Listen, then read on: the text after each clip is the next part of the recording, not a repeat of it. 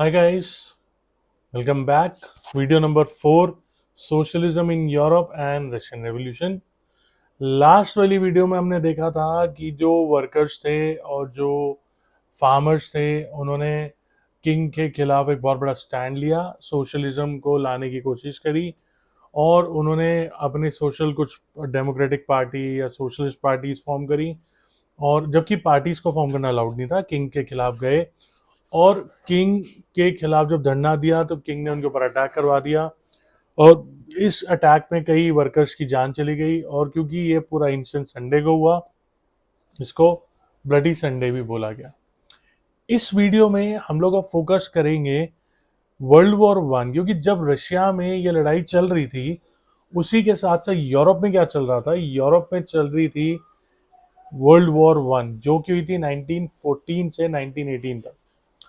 अब world war one में हो क्या रहा है पहले ये समझते हैं और उसमें रशिया का लेना देना क्या है, क्योंकि ऑब्वियसली यूरोप में जो भी चीज घटित हो रही है रशिया उससे बचेगा ऐसा हो नहीं सकता था।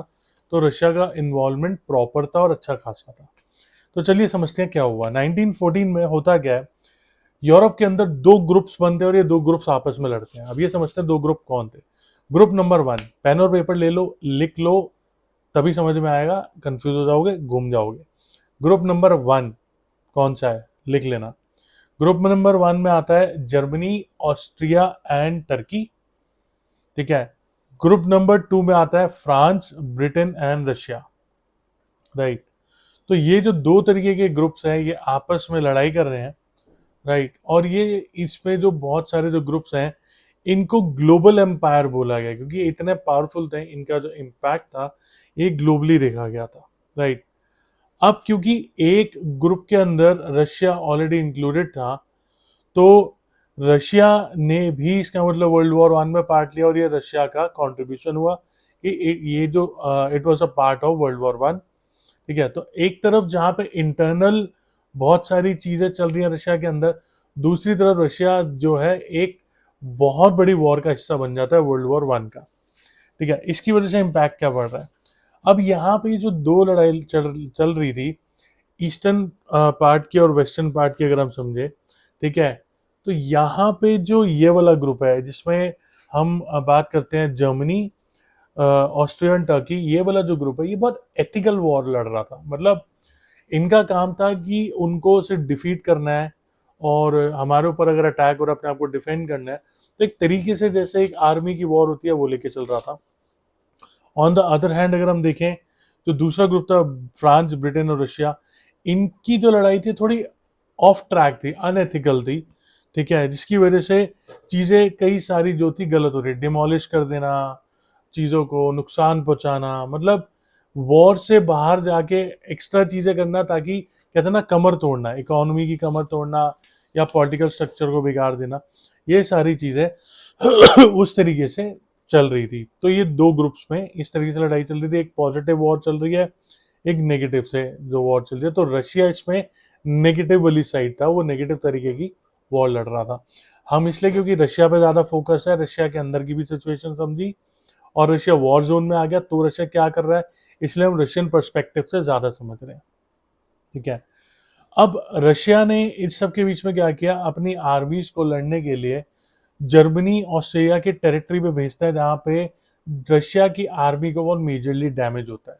तो रशिया अपनी ही आर्मी को, ठीक है, ओपोनेंट की टेरिटरी पे भेजता है लड़ने के लिए, लेकिन वहां पे इनकी जो डैमेज है बहुत ज्यादा होता है। मोर देन 7 मिलियन कैजुअलिटीज वर हैपेंड। तो 7 मिलियन लोग जो है सिपाही, ठीक है, वो मारे जाते हैं। तो ये जो चीज थी ये रशिया के अंदर बहुत ज्यादा डैमेजिंग थी। अब क्योंकि रशिया को इस चीज का कहीं ना कहीं जो वो है अपना डैमेज है इसको फुलफिल करना था, तो रशिया ने अपना जो डैमेज किया वो अपने डैमेज का जो बदला लिया वो किस तरीके से लिया। वो डैमेज का बदला इस तरीके से लिया था कि उन्होंने उन अपनी ही टेरिटरीज की, जो अपना टेरिटरी एरिया था रशिया का खुद का, जो यूरोपियन बॉर्डर से लग रहा था, ठीक है, उसकी क्रॉप्स डिस्ट्रॉय कर दी, बिल्डिंग्स डिस्ट्रॉय कर दी। उनको पता था कि जर्मनी, ऑस्ट्रिया और हमारे ओपोनेंट एनिमी अगर हमारे टेरिटरी में आएगी उसको लूटने के लिए कुछ मिलेगा ही नहीं। उन्हें अपने एरिया का कुछ हिस्सा खुद ही डैमेज कर दिया, अपनी क्रॉप्स को जला दिया, अपनी बिल्डिंग को डिस्ट्रॉय कर दिया, सो दैट इनको पता था कि ओपोनेंट वाली आर्मी आएगी, इनको कुछ मिलेगा ही नहीं, ज्यादा लंबे टाइम तक यहाँ टिक नहीं पाएंगे, उनको जाना ही पड़ेगा।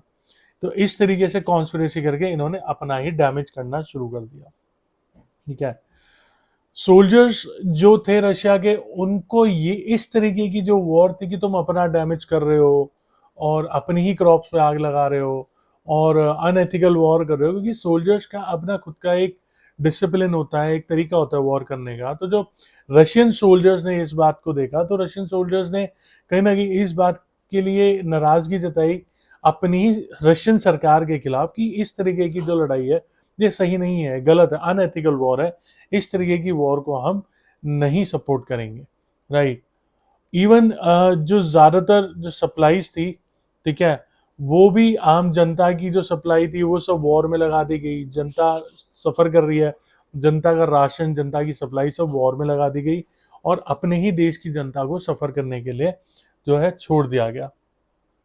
इनकी अपनी रशिया की जो रेलवेज थी वो लाइंस को तोड़ दिया गया, बहुत ज़्यादा डैमेज हो गया, वर्कशॉप्स वगैरह चीज़ें शट डाउन हो गई। तो रशिया की overall economy, political structure, army और वहाँ के लोग हर तरीके से बहुत बड़ा डैमेज को झेल रहे थे। तो गाइज ये एक सारा इम्पैक्ट था जो रशिया को वॉर की वजह से देखने को मिला। राइट, तो इसकी वजह से अब आप देखो कि रशिया का इन्वॉल्वमेंट अगर यूरोप के अंदर वॉर के अंदर होता है, वर्ल्ड वॉर के अंदर, तो ये डैमेज कितना ज्यादा देखने को मिला। राइट गाइज, इसके बाद एक और मैं नेक्स्ट वीडियो बनाऊंगा फॉर द नेक्स्ट थिंग, क्योंकि ये होगा what was the impact of world war 1 on Russia. अगर मैं इसी के साथ एक और चीज बना दूंगा कंफ्यूजन हो जाएगी, तो मैं इसी प्लानिंग में छोटी छोटी वीडियोस को मैं बनाऊंगा, सो दैट हर एक point by point, topic by topic cover होगा। मेरी जो नेक्स्ट वीडियो है, video number 5, that will be based on February revolution. February revolution में अब होता क्या है। Wait for my next video. Good luck.